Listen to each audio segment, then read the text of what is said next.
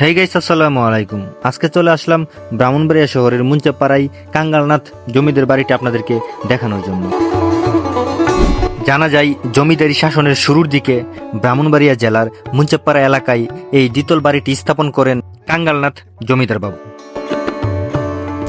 উনার বর্তমান বংশধরদের মতে তিনি সেই সময়কার একজন জমিদার ছিলেন এবং তার ছিল কাপড়ের ব্যবসা।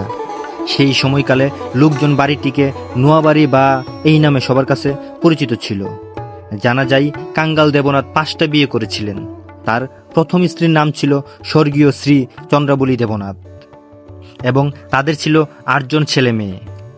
এর মধ্যে 4 জন ছেলে এবং 4 জন মেয়ে।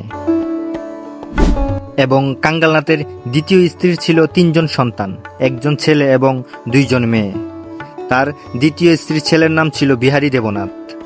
বিহারী বাবুকে কুমিল্লা বিয়ে করিয়েছিলেন। এই বিহারী বাবুর বিয়েতে কাঙ্গালনাথ ট্রেন রিজার্ভ করে নিয়েছিলেন বলে জানা গেছে।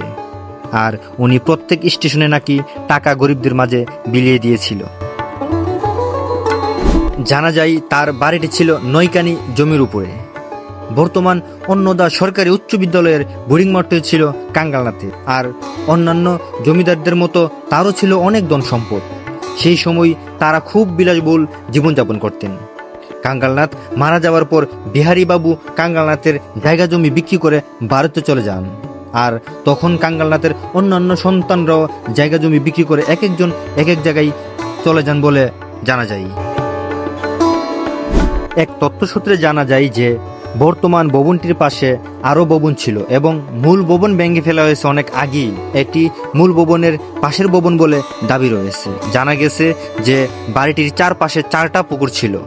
ভবনটির সামনে কয়েক বছর আগেও একটি পুকুর ছিল, এখন ভরাট করে বিক্রি করা হয়েছে প্লট আকারে।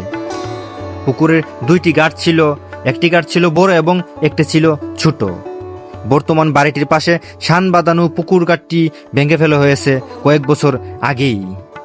একটি তথ্যসূত্রে জানা যায় কাঙ্গালনাথ 1 টাকার জন্য পুকুরে 100 বার ডুব দিয়েছিলেন। অবশ্য তৎকালীন সময়ে 1 টাকার অনেক মূল্য ছিল। জানা যায় বাড়িটির বয়স প্রায় 220 বছর। তথ্যটি জানা যায় কাঙ্গালনাথের প্রথম স্ত্রী এবং তার ছোট ছেলে কৃষ্ণচরণ দেবনাথের স্ত্রীর কাছ থেকে।